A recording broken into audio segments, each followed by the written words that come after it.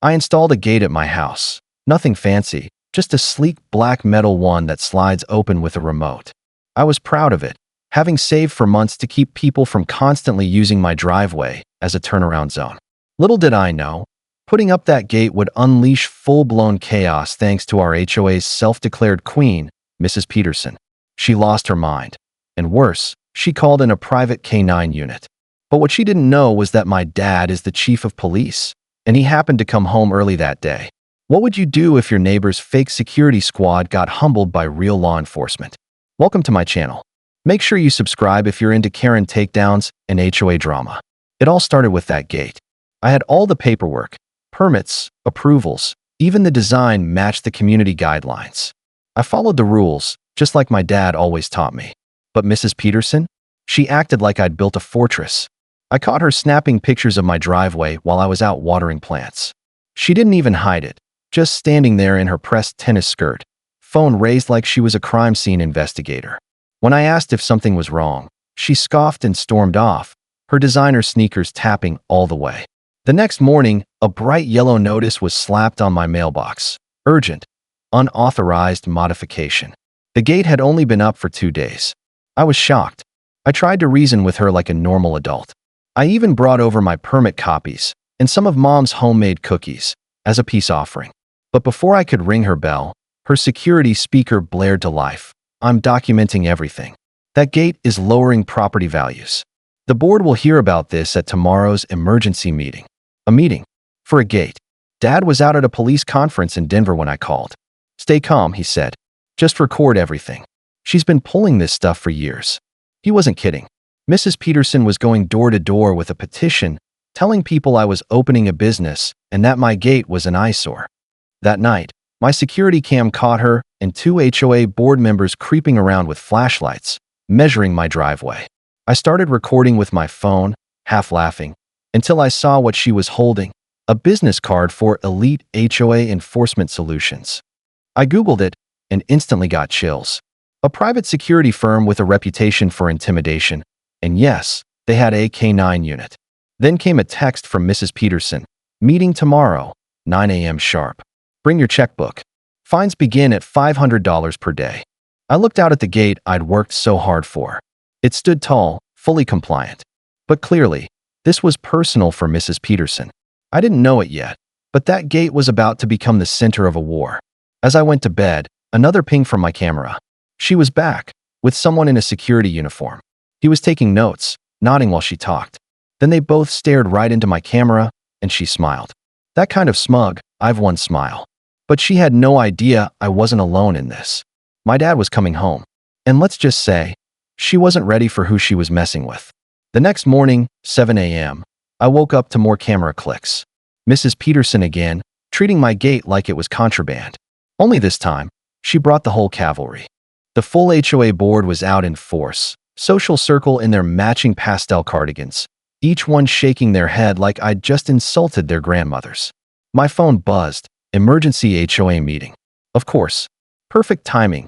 Dad was out of town at a police conference. I spent my morning knee-deep in paperwork, pulling out everything from property lines to HOA regulations. I'd done my homework before installing that gate. I knew I was in the clear. But Mrs. Peterson had a way of twisting bylaws like balloon animals until they turned into something else entirely. Stepping into the community center that night felt less like a meeting and more like a sentencing.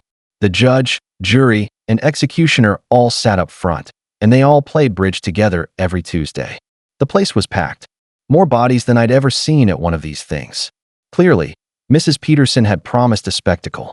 This rogue gate is just the beginning, she declared, clicking through a PowerPoint titled The Erosion of Community Values. Somehow she'd darkened my gate photos to make them look sinister, like I'd installed a medieval drawbridge. Next thing you know, we'll have purple houses and RVs on lawns, she huffed. I stood up, holding the maps. Section 7.3 of the bylaws states that automatic gates are allowed if they match the home's exterior and don't exceed 8 feet. Mine's 7 feet 2 inches and the same color as my trim. Silence. A thick one. Mrs. Peterson's jaw clenched. But she wasn't finished. She slapped a manila folder on the table. I've logged 37 disturbances from this gate.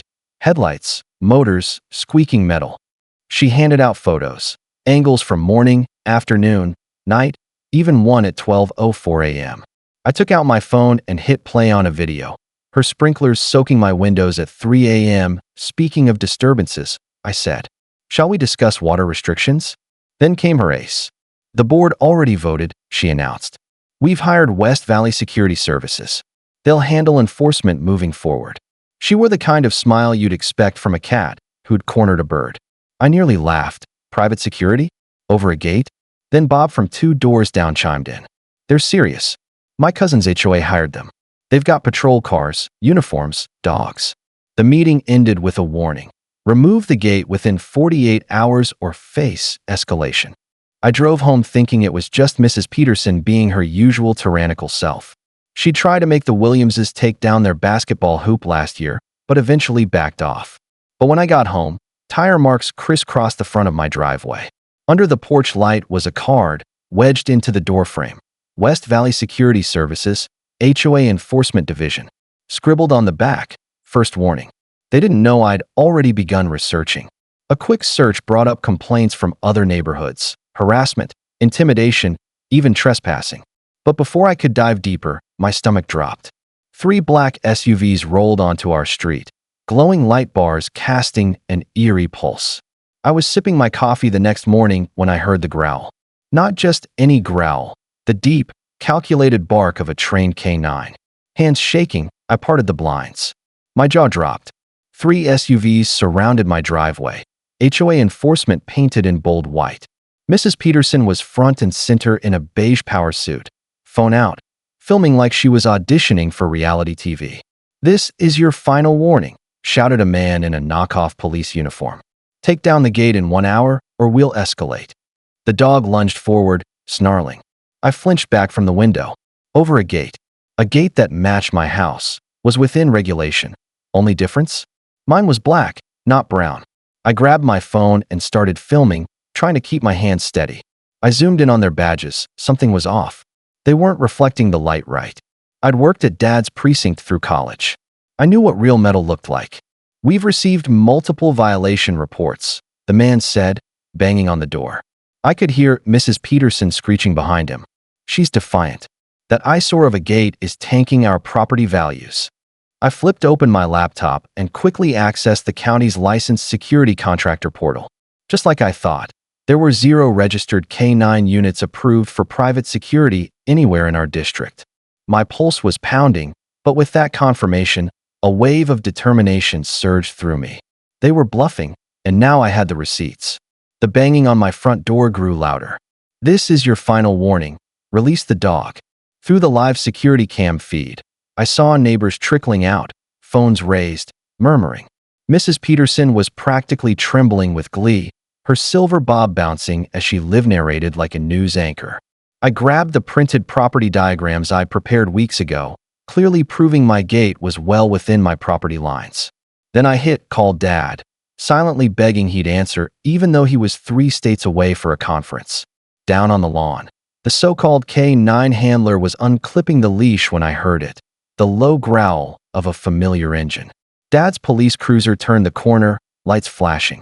Mrs. Peterson, too busy filming my door, didn't even notice him pull up behind the security SUVs. "This is Chief Williams," Dad's voice boomed through his cruiser's speaker. "All unauthorized security personnel, stand down immediately." Mrs. Peterson's face dropped like she'd seen a ghost. Her phone tumbled from her hand as she turned, mouth agape. The fake security guards froze, and their dog sat obediently.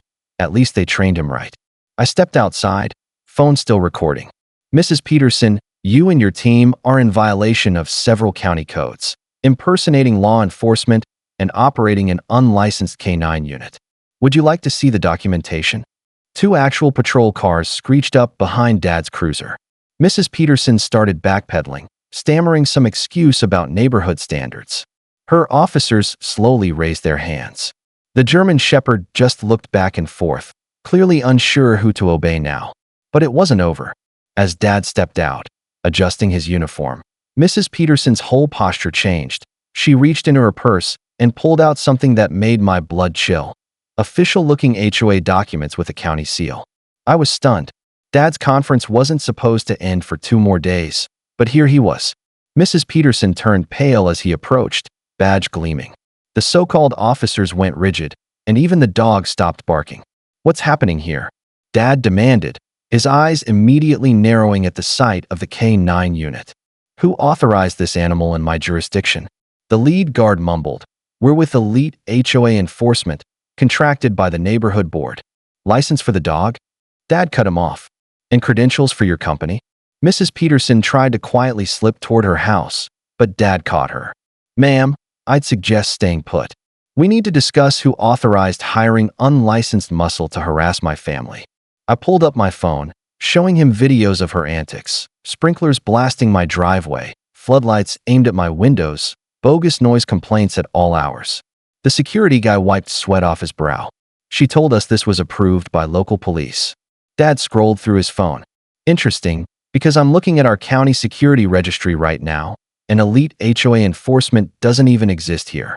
Those uniforms? That's impersonation of law enforcement." Just then, 2 squad cars rounded the block, Officers Martinez and Johnson. They'd been at our last family barbecue. The fake guards began inching toward their trucks, until Dad's voice thundered again. "Nobody moves. These officers are responding to my report. Armed individuals pretending to be police." Then he turned to Mrs. Peterson, holding up his own phone. "And I'm especially curious about the receipts we just pulled. Seems HOA funds were used to pay for all this." That's when Mrs. Peterson snapped. "This is absurd. He's the one violating HOA bylaws. Those gates violate nothing. I'm protecting property values," she snapped. "But I'd done my homework. I pulled out the HOA guidelines and community property maps I'd studied in detail." "Actually, Mrs. Peterson," I said calmly, "there's nothing in the rules prohibiting personal security gates. I double-checked every section. But I did find something. Using HOA funds without board approval? That's clearly against the bylaws. Did you get the board's permission to hire these men?" Her face drained of color. Neighbors were already stepping outside, curious. Someone was live-streaming everything to our HOA Facebook group. One of the supposed security guards stood awkwardly while his German shepherd whined and sat down, sensing the shift. My dad, Officer Reynolds, stepped forward. "Officers Martinez, Johnson, book them. Impersonating law enforcement. And Mrs. Peterson, you're coming with us to explain the unauthorized use of HOA funds." As handcuffs clicked into place, I noticed Mr. Wilson, the HOA president, watching silently from his porch. His expression said it all. Mrs. Peterson's reign was crumbling. But I knew this wasn't over. There were probably others she'd bullied, and I had a feeling more stories were coming. I stood in awe watching my dad take control, his badge gleaming in the morning sun. He started checking IDs right on his phone. The guards' faces turned ghost white. Mrs. Peterson tried to sneak away, but my dad's firm voice stopped her cold. "Ma'am, you'll want to be here for what's next." Real squad cars rolled in within minutes, lights flashing. Neighbors poured outside, phones recording. The K-9 handler couldn't produce certification. Their van was unregistered, tied to no real company, just a band of wannabe enforcers Mrs. Peterson found online. Worse, they'd been shaking down homeowners. Elderly Mrs. Rodriguez came forward crying. She'd paid them $500 for noise violations over wind chimes. As word spread, someone found Mrs. Peterson's smug posts about cleaning up the neighborhood her way. The local news arrived just as the fake guards were being hauled off. Mrs. Peterson shouted about her authority, but no one cared anymore. That night's emergency HOA meeting was packed. Story after story came out. She'd ruled like a queen, forcing a single mom to repaint her home 3 times, making a veteran remove his American flag because the red clashed with the approved palette. It ended swiftly. The board voted her out. As she stormed away, she slipped in the mud by her prized flower bed. I almost laughed, but mostly, I just pitied her.